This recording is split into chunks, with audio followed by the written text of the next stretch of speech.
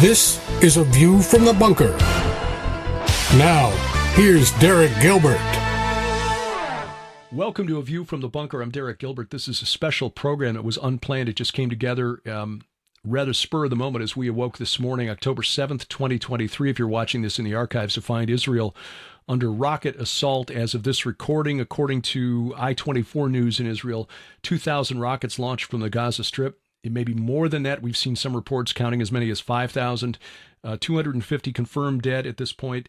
Terrorists from Hamas infiltrating communities in Israel's south and Negev, the communities bordering the Gaza Strip. And just some horrific images that have been posted to social media that we may discuss during this program. It is a supernatural conflict that is being played out in the natural realm. And joining us to talk about it is somebody who was going to be on his way with a group to Israel tomorrow. And we welcome to the program our good friend L.A. Marzulli. L.A., we reached out to you today because we knew that you and Peggy were planning to lead a group there.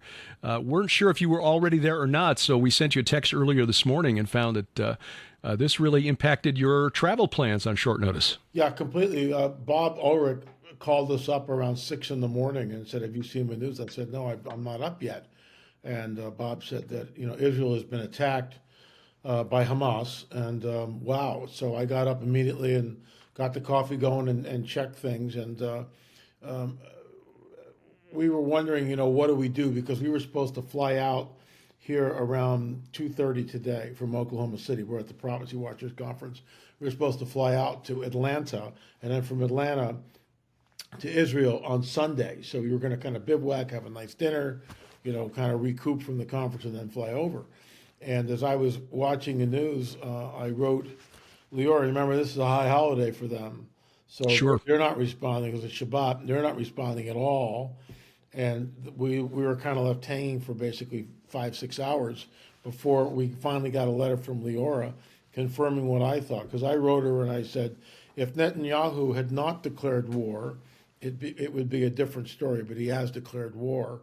And the last time I checked, Tel Aviv Airport Ben Gurion Airport was closed, was shut down. So Right. We pulled the plug on it very early. Probably by 8 o'clock, we had written all of the people on our tour, telling them that the tour has been postponed, pushed back. We don't know the implications of that. Is it 6 months? Is it next spring? We don't know. But we had a full bus, 50 people signed up, and all that's gone. We've already rescheduled our airfare, so we'll fly back Monday, not Sunday, only because last minute airfare goes through the roof. So we're able to do all that. But it's extremely alarming because what are we really looking at here? What are we really looking at? And I've heard rumors that Hezbollah has jumped into the fray. There have been some reports from Israel, and again, we've been watching I-24 News, which is an English language news source out of Tel Aviv. They've been very good about keeping up to date on it. Certainly better than the Western news sources like, even BBC's Foreign Service. So I-24 on the ground there, they showed some video from the IDF of Hezbollah. I won't call them militants, call them terrorists, approaching the border on motorcycles and IDF soldiers opening fire on them, basically telling them to stay back, which hit close to home because we kind of recognized the border fence where this was taking place. I get it. Back in March, we were in the north of Israel. We visited the northernmost village in Israel called Metula, because it's very close to the site that when you read carefully in the book of First Enoch, where Enoch is supposed to have delivered God's judgment to the weeping watchers. There's a national park there, the Ion Stream, where there's a series of waterfalls as it heads into that valley between Mount Hermon and the Sea of Galilee. And so we were there and we're looking across this little valley through this fence. And our tour guide, whom you know, Yoshai Avatal, who has got a wonderful sense of humor. He says, "See over there, those white vans? Yeah, Hezbollah." What? No, just kidding. But it was in that same region and at that same distance where you could literally throw a stone to the other side of that valley and hit Lebanon. So for us Americans growing up in peace and security, not really understanding the size, the scale of Israel, and how close together things are and people are, It really is a whole different world. Something that we've noticed. I mean, I grew up in Chicago. I grew up in a city, but you grow up, you live in the country now, as we do. Last 8 years living out here in the Ozarks. We got our house here. Then you go a quarter of a mile, there's another house. Go a quarter of a mile, there's another house the other way. You don't see that in Israel because of security concerns. Everybody's clustered together in communities, and a lot of these communities have walls and fences and gates because that's just how they've lived for 75 years. So, yeah, there have also been reports, as we're recording this on Saturday afternoon, that the Taliban has requested that Iran give them passage to allow them to fly over. And this really I found disturbing because I saw these were rumors, and then I started doing some digging, and I found, to my shame, that I missed these stories. 3 and 4 months ago, it was known by intelligence sources here in the U.S., this reported by reputable corporate media sources, that weapons the Biden administration abandoned in Afghanistan a year ago have shown up now in Gaza. This was known 4 months ago. And then 6 weeks ago, of course, the Biden administration freed up $6 billion in Iranian assets as ransom money to bring American citizens home. And of course, Iran is a major financial backer of Hamas. And Hezbollah. And Hezbollah as well. So this is a very dangerous situation. Very much so. Very much so. But from a biblical perspective, what are we looking at here? Do you have any thoughts on how? Are we seeing prophecy being fulfilled? It's very possible. My eyes are on Damascus for one. The destruction of Damascus around the city. I've shown drone pictures of this. There's nothing left on the suburbs. It's just all rubble. But Damascus proper still exists. If this thing escalates, it certainly appears like it's escalating. Don't know yet, but keep your eyes on Damascus. We need to keep our eyes on probably a 3-prong operation by Israel. They will go into Lebanon. They will go into Syria. And they will completely clean out Gaza. They will, scorched earth. I think they'll go into Gaza and take it back at this point. Enough's enough. You got to cut. I said this years ago when I was doing Politics, Prophecy, and Supernatural. The Lord had told me to step down about 2 years ago because of the political climate that we're in. There's no point in getting deplatformed. Die on a hill another day maybe, but not that hill. And so we stopped doing PPS Report. But one of the scenarios that I proposed years ago was that this is never going to go away, and there's only really one solution, and that's for Israel to cut the head off the snakes, plural. They've got to go in, and they've got to really soundly defeat these terrorists, because that's what they are. And it ties into Bill Salas. Bill and I have been, his table's right across from mine, so we're like kibitzing, if I can use that word. I think it's apropos, considering what's going on. We've been talking about this all afternoon. Is this it? Is this the Psalm 83 war? And it just might be. Is this a prelude to Ezekiel 38? It just might be. So, we watch. We're not fear-mongering. We're not engaging in sensationalism or hyperbole, nothing like that. But I'm deeply concerned. And then, of course, you got the wild card. You got the Russians. You got Turkey. You got Russia. So what are we looking at? And then you got the Iranians with a possible nuke. You just don't.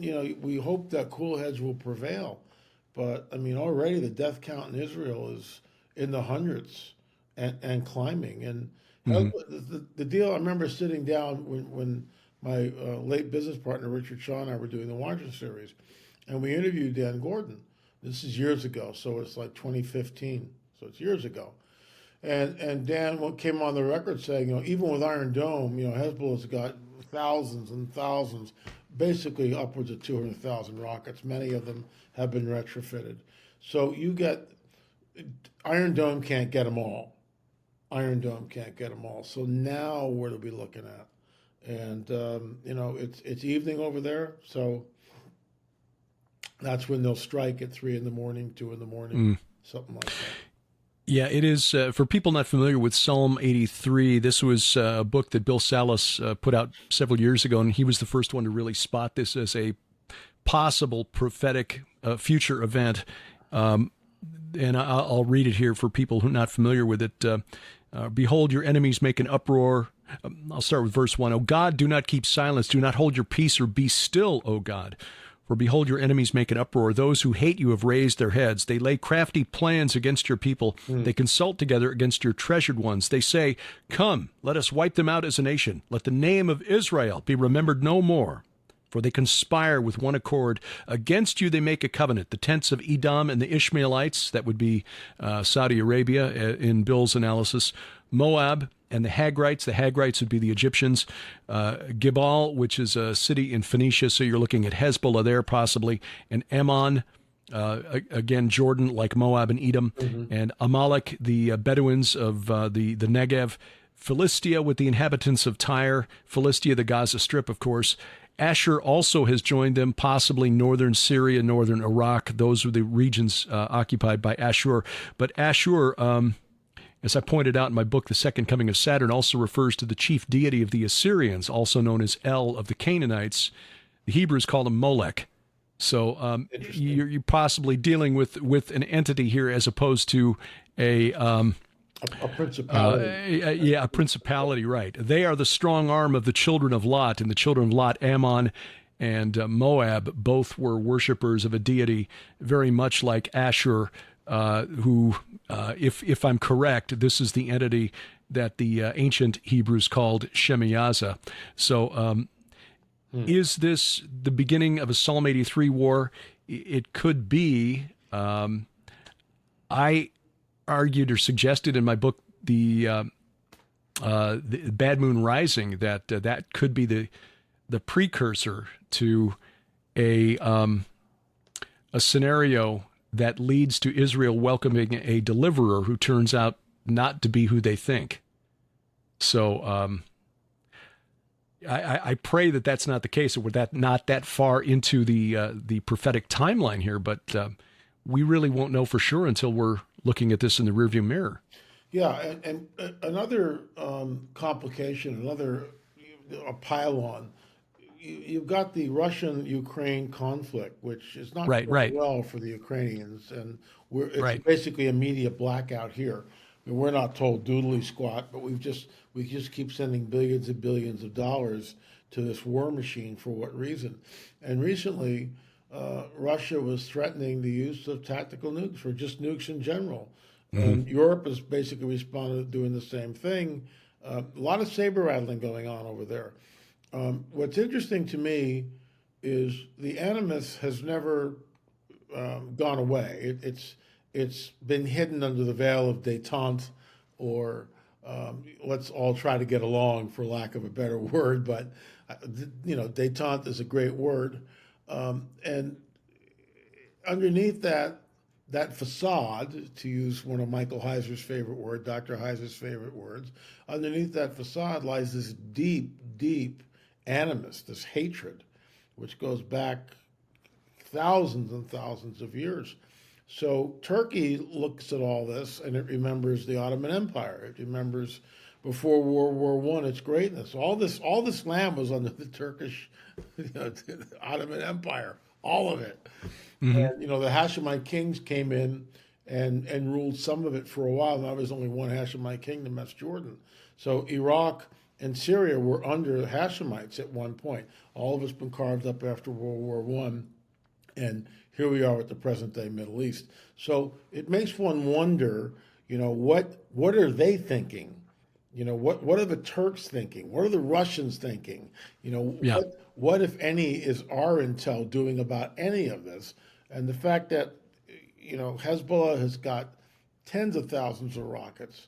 If they start pulling the trigger, as I mentioned earlier, Dan Gordon talked about this, you can't get them all. So now what does Israel do? Israel has this one stage, I think it's called the Samson option. Yeah, it's been a while since I've gone down this path. The Samson option. And, Samson was tied to the pillars and then, brought the whole thing down. So they have that in place. the Samson option is in place, and that, of course, is if it looks like it's over, then they're going to do something. But here's what the Word of God says: that we know that Israel will remain intact until the second coming. We know that. And we also know from prophecy that Israel will never be removed from their land once they're reestablished. That's prophetic. So, you start to take all that in the prophetic stew, and Israel might suffer, but they could expand their borders like Bill Salas believes in the Psalm 83 conflict. Right. To the point where, they don't want to rule in Lebanon. They don't want to rule in Syria. But, can you imagine if Damascus, the oldest city on the planet, is destroyed, or they roll up into Lebanon and they take that? Now we can all go to Baalbek, which is, I shouldn't be saying. I'm already licking my chops, right? But this is very, I would say this, at this point in time, it's very uncertain as to where, like you said, until we get to look in the rearview mirror, you just don't know what we're looking at here. Yeah, and you're right. There are wheels within wheels here that are working. This may be another front being opened in a wider conflict. Sharon and I talked about that this morning on our PID Radio podcast.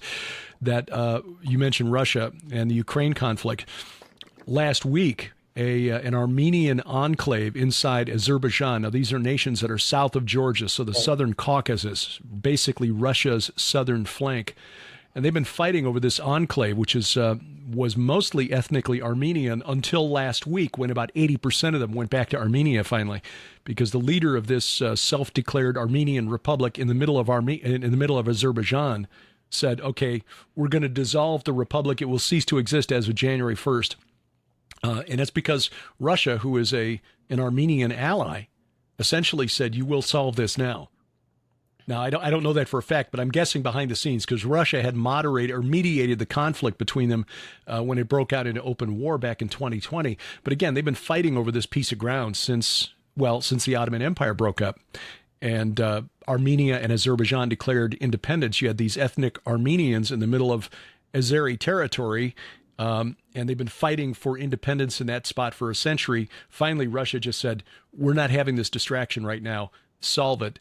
And so the Armenians, it was reported about 80% of them have gone back to Armenia as of this point. I think that may have been an attempt by Western agents provocateur, intelligence agencies maybe, to stir something up to distract Russia on the southern flank, and Russia just wasn't having it. This, in turn, may be something intended to distract NATO and the West.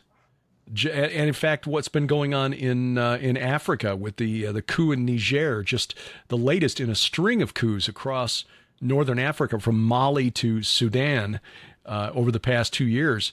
They call it the coup belt. You look at a map, it's like, oh, okay, basically Saharan Africa from west to east has just overturned in the last couple of years. And in every single one of those nations, you've got either Russian military or the Wagner Group has been in country just before things flipped. Niger is the home of America's largest drone base in Africa. The French just said, "Okay, we're getting out. We're pulling out our 1,000 troops. You Americans, you're on your own." All of this, I would not be shocked, LA, if we saw China do something finally against Taiwan right now. Why not, right? With all the instability, this is the perfect time to go in, because Biden has declared that, we're going to back Israel. We'll see what really happens with that under the Obama administration. Lots of lip service, but when push came to shove, the Obama administration was not sending the parts and the missiles and everything else that the Israelis needed to defend themselves. So it's just, I have a friend that's deep in one of the intelligence agencies. He's not going to send me anything that's classified, obviously. But he, like, as a reporter, as a journalist, whatever, I can pick his brain to some extent. And I am in the process of sort of doing that to get his take on things, where he thinks it's going to go or may go. One thing, it seems like it's a massive intelligence failure from Israel, or is right. it? We were talking about this, Bob Ulrich and Bill Salas and others, Mondo Gonzalez and Lee Brainerd, a little powwow thing there. was this deliberate? Because what this will do in a New York minute is to solidify Israel. It will solidify Israel. The Well, yeah. who a week ago were saying we're not coming, they're all clamoring now, because now it's just not. This isn't a little skirmish. Their lives, the entire nation, is at stake, and they know that. I mean, they absolutely know that.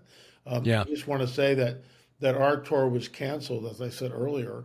When I wrote Aaron and Leora, I said we can't go to Mount Hermon, we can't go to Gilgal Raphaim, we can't go to Nimrod's castle or the throne of Baal, Cave of Pan. We can't go underneath the Temple Mount. That's 6 sites. What are we going to do? Sit in the bus all week?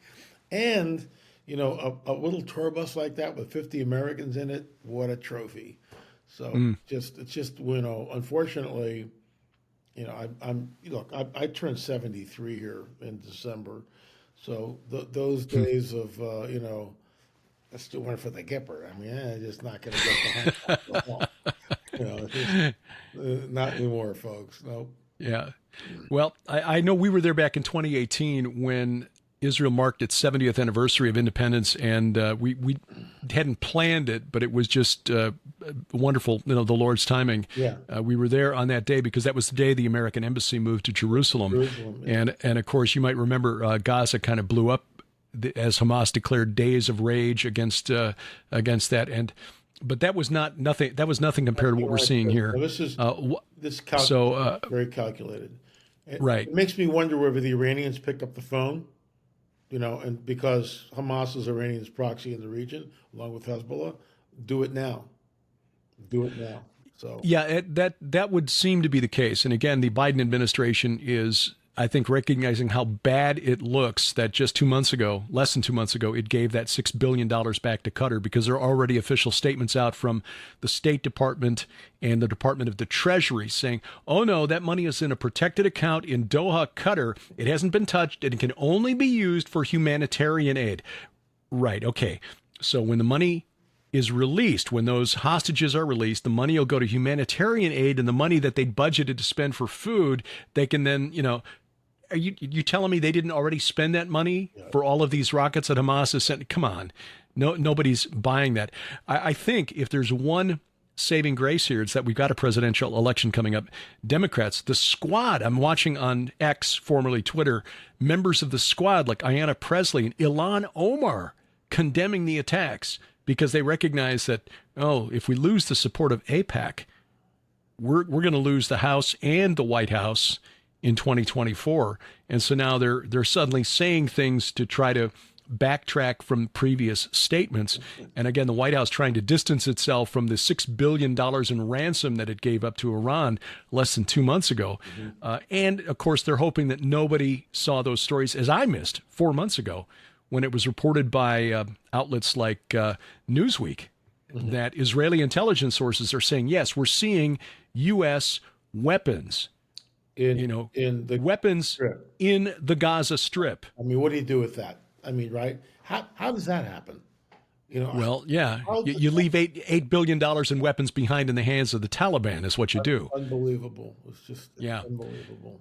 Well, thus says the Lord through the prophet Amos chapter 1, for 3 transgressions of Gaza and for 4 I will not revoke the punishment, because they carried into exile a whole people to deliver them up to Edom. So I will send a fire upon the wall of Gaza, and it shall devour her strongholds. We'll see what happens. Prime Minister Netanyahu gave a statement earlier this afternoon, L.A., and basically said to the people of Gaza, get out because we're coming in. Now, the sad thing is, where are they going to go? Because Hamas won't let the people leave. So where are they going to go? But you've got they're back to so where are they going to go? Right. I wonder if this isn't a deliberate attempt by Hamas to provoke Israel with such outrageous behavior. You've got 20 policemen in the town of Sderot killed when the police station was besieged earlier today. You've got social media video of the bodies of dead being driven on the backs of pickup trucks into Gaza and paraded around like trophies. Some of these now, one young lady was identified as a German citizen, a 30-year-old young lady from Germany who was in Israel because they were holding a concert for peace along the border between Israel and Gaza. How is this going to play in the EU? A lot of funding coming to the Palestinian Authority and to Gaza from European nations. How this all plays out, I don't know. It's still early days, but I want to say one thing here, that the Israelis have been condemned by Saudi Arabia and other Arab states, and they're saying that the Israelis instigated this. So they're already flipping it.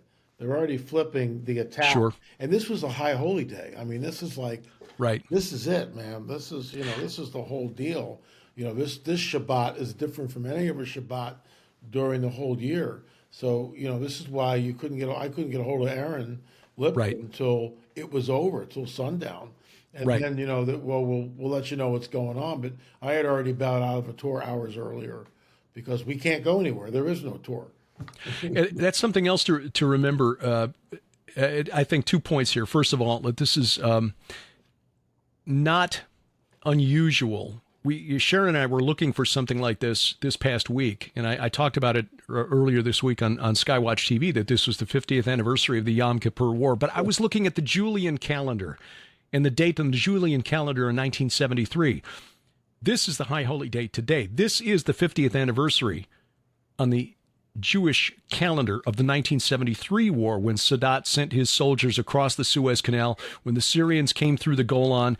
And this really, what happened today, Israeli analysts are saying, is the worst military and intelligence failure since 1973, when the Syrians and the Egyptians gained so much territory so quickly. They were convinced that Israel was drawing them into a trap, and they stopped because they were afraid they were about to be surrounded and slaughtered, which wasn't the case. It's just the Israelis had been caught completely off guard, which gave them time to regroup, counterattack, and hand of God, if you ask me. I agree. No, preserving Israel. So this is a question that Israelis are going to want answered very, very soon. How is it that the Mossad, that Shin Bet, and that the IDF got caught so completely flat-footed today? Second, and again, the fact that militant Muslims, violent Muslims, which is mainstream Islam, if you adhere to it the way Muhammad taught it, they look for anniversaries like this. I mean, here in the West, we look at 9/11 as, the significance is that's the number you call for emergency when you need police or fire or a rescue. No. September 11th in 1683 was the day the Ottoman army was routed outside the gates of Vienna by King Jan Sobieski of Poland and his winged hussars. That was a crushing defeat that ended the Ottoman threat to Western Europe. If King Jan Sobieski had not won that battle on that day, Rome to the south would have been open, the German states, then Western Europe would have been Muslim in 1683. I agree. So that was the significance. Call it the Battle of Tours. It's all exactly. And we should have. And certainly the Israeli forces should have been aware that on the 50th anniversary of the Yom Kippur War of 1973, something was bound to happen. But secondly, go ahead. I'm sorry. Go ahead. At the second point, and I think this is the bigger issue here, is that when trying to understand the mindset of people who would do this, who would kidnap grandparents. There was a grandmother who was being paraded around in Gaza, kidnapped from one of the communities along the border fence. Who would do that? Yeah. Well, yeah, it's inhuman, and that's exactly the point. It is inhuman. We wrestle not against flesh and blood, but against principalities and powers and cosmic rulers over this present darkness. Good point. Years ago, Dan Gordon, he's Jewish, and I've spent not a lot of time with him, but we've interviewed him, more than once. So there was a rapport there, and he was going to speak at a synagogue in Thousand Oaks, which is about half an hour from where I live in the Santa Monica Mountains. So he invited me. So I went. I was the only Christian in the room. We were not in the synagogue. We were in like a meeting room, and Dan was up there, and he was talking about the War of Independence and what happened. And he was telling us a story. And the room was full of Jewish people. You could hear a pin drop. and rabbis are there, and Dan's up there. Even at that time, he was IDF. He was active, in the army, in the IDF, and he was told the story that there was an Egyptian column, tanks and soldiers headed. They were about 2 or 3 hours outside Tel Aviv. This is way back when, right? This is the War of Independence, essentially. And the Israeli Air Force at the time consisted of 3 planes that they had bought at exorbitant prices from Czechoslovakia. They were worth about $3,000 each. They paid upwards of $30,000, and they had to take them apart and smuggle them out piece by piece by piece, and then reassemble them in Israel, which they did. So these 3 planes are in the hangar. They've never been flown. They've never been tested. Now, they know the motors start, but they've never been flown. So the pilots, there's no avionics. Mm-hmm. They've just got to somehow figure out where they're going. They have machine guns. They can drop bombs from the planes. The 3 planes take off, and they head out to where they think the column is. They find the column of Egyptians, and they strafe them. They fire the bullets. Everything's in disarray. They drop the bombs. Then they return home. The Egyptians think, oh, we're screwed. The Israeli Air Force is going to come and wipe us all out. They turn and they leave. That's the hand of the Lord, in my opinion. That's the hand of God. And then, and I'll never forget this as long as I live, and then Dan said, and one of the remaining pilots is with us here tonight. And the man stood up, and the place went nuts. Women were openly weeping. It was so emotional. I got choked up. I mean, it was very visceral, very emotional, because as an outsider, what I saw was this unbroken 4,000-year, camaraderie, this family, if I can use that word. And it was emotional. It was visceral. It was, I'll never forget it. And the pilot, then came up and talked for just a few minutes. But so the point I'm trying to make is, there was a column 2 or 3 hours outside of Tel Aviv. It would have been over. That would have been it. So we know from prophecy that once the Lord regathers the nation of Israel, they will never be removed from the land. We know that. That's why Jesus returns where? Drum roll, Jerusalem. The Mount of Olives, that baby splits in 2. Can't wait to see that. That's right. That's right. That's my hope. The Lord's in control. It's been prophesied. We just don't know where it's going to go and how much it's going to escalate. Amen. Wait for the rearview mirror. And we keep praying for the peace of Jerusalem in the meantime, and pray for a quick and peaceful resolution as this unfolds. Just watching some of the news feeds here, the IDF has called up 80,000 reservists. Yeah, so they're all flying in this from is every place. Yeah, this is not going to end in the next few hours or few days. No, It appears. Eli Marzulli, his website, elimarzulli.net. Of course, you can find him all over the web. Thank you for taking time out of your schedule today in Oklahoma City. Sorry that you won't be in Israel soon, but pray that you and Peggy and your group will be able to get back there safely very, very soon. And thank you for what you do. Your shows are incredible, and so are you. Yeah. And we thank you for watching as we keep watch. I'm Derek Gilbert. This is A View from the Bunker from Gilbert House Ministries.